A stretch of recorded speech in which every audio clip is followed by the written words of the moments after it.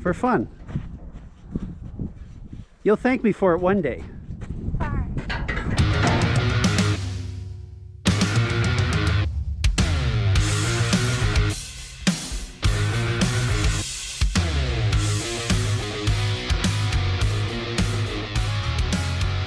Friday morning, and they say farmers get an early start, but it looks like the boys from Meridian get an earlier start. I have a grain bin, and this fall I noticed that there was some crumpling at the cone section. So this is what you would call a hopper bin, and I'll back up a little bit, but when you look at the hopper bin, all the grain comes and forms the hopper and comes out the bottom here. And if you look at the bin here at the bottom, all the walls are nice, smooth for the grain to run. This fall, when I was actually emptying the bin, I noticed there's something weird going on because this bin here started to buckle. I don't know how well the camera shows it up, but you saw that something was twisting. The bin was level, all the support arms were staying square, but there was significant buckling.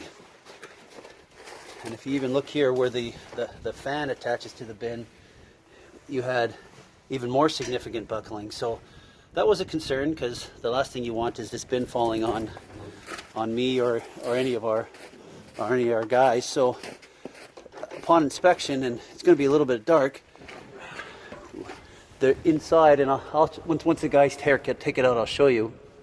You can kind of see what happened. But there was what we call the air shuttle inside actually collapsed. It's actually laying sideways. What should be laying about 6 feet up has actually collapsed. So that's going to be changed. Fortunately, I called Meridian, informed them of the problem. I called them, right before Christmas, and the guys are already out fixing it. So that's pretty good service when they're out that quick and taking responsibility and taking ownership of their problem. They're going to fix it. And we should be back in business for next fall already. So the plan of the day is to cut right here, remove this, patch it, and then we'll drill a round hole here. I think it's about 8 inches round hole for the tube that's going to slide in there, and we'll show you that goes. This bin here, each one of these windows has actually started to crack. I actually put a piece of tin inside them this fall because I was afraid the pressure from the grain inside was going to push them out. If you look at this window right here, there's actually about 1/4 of an inch of the window that's actually sticking out, that's separated. I just happened to mention it to these guys in conversation, and again, they've been very generous and said they'll make that changed for me for no charge. So again, I'll get these bins fixed, and more importantly, saves me the effort from having to climb up there and figure out how I was going to do that this summer. So thanks again to Meridian. Workers come along here. Guys are currently cutting all the components out. So you see all the components that were all basically torn apart and doesn't fit out of the hole, so we just got to chop everything out to take it out. Work continues here at the grain bin. The guys have got the old system off already as they continue to cut and grind all the broken components out from the inside the bin.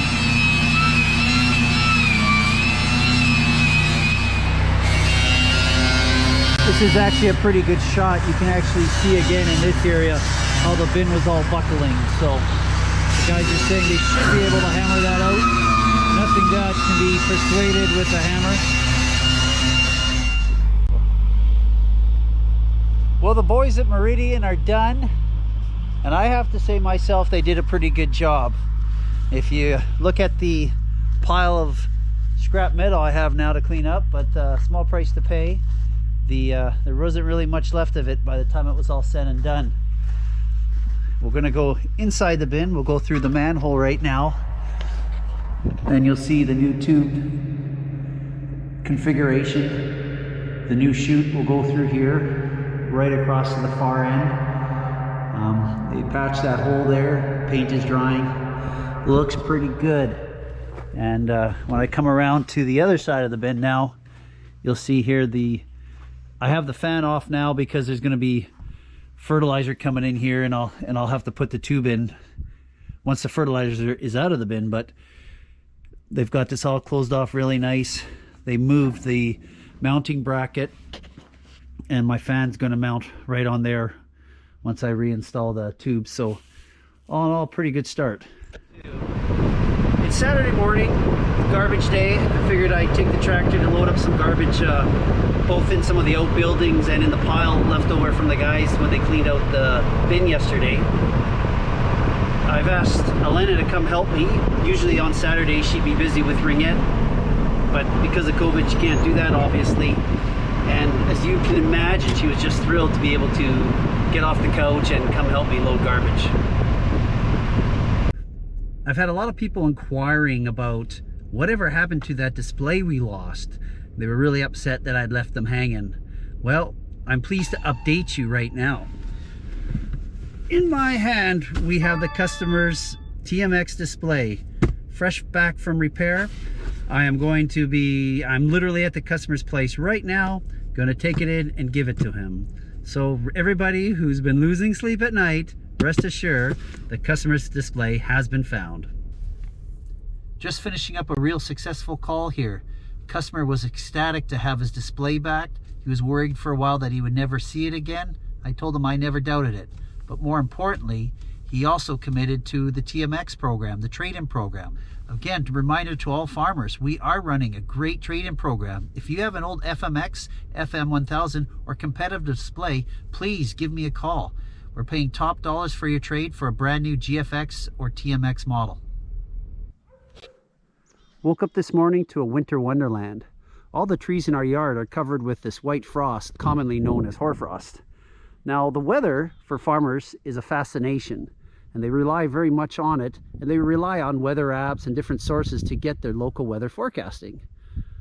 But one of the most interesting areas that I find from forecasting are old weather traditions, signs that the environment gives us to tell the weather.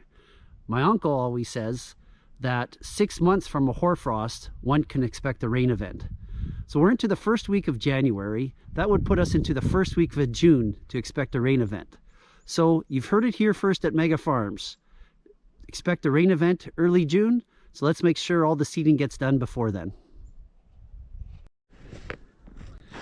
If you know of any old signs that you use to forecast the weather, please send me a note at the emails below. I'd sure be interested in knowing them, and I'll actually share them with our Maga Farm viewers. People ask me all the time what I do for off-farm income. I work for Vantage-Canada, and let's make no bones about it, they're my primary source of income. At Vantage-Canada, we do all things precision ag.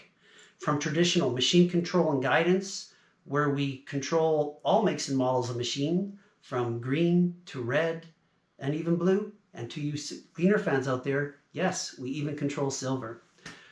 We've been doing a lot of work with air seeders, where we can take a single product system and convert it to variable rate or multi-product control. We're doing some really exciting work with sprayer technology, where we actually have systems that can individually target weed species. We do work with farm data. We do a lot of work with yield and data management systems, where we take the data collected from a farm throughout the year after the yield, after the harvest, and he can convert those maps into something tangible that the farmer can look at and understand what his yield was like in different areas and different parts of the field. We can take it a step further and manage all his data for his operation. We can identify areas of the farm that are doing very well, and maybe identify areas of the farm that need a little bit of work. Ultimately, the goal is to make the farm more efficient and make the producer more money. If you'd like more information about what we do at Vantage, please give me a call or an email at the link below. Until then, please hit that like button, smash that subscribe button, stay warm, but whatever you do, please work safe.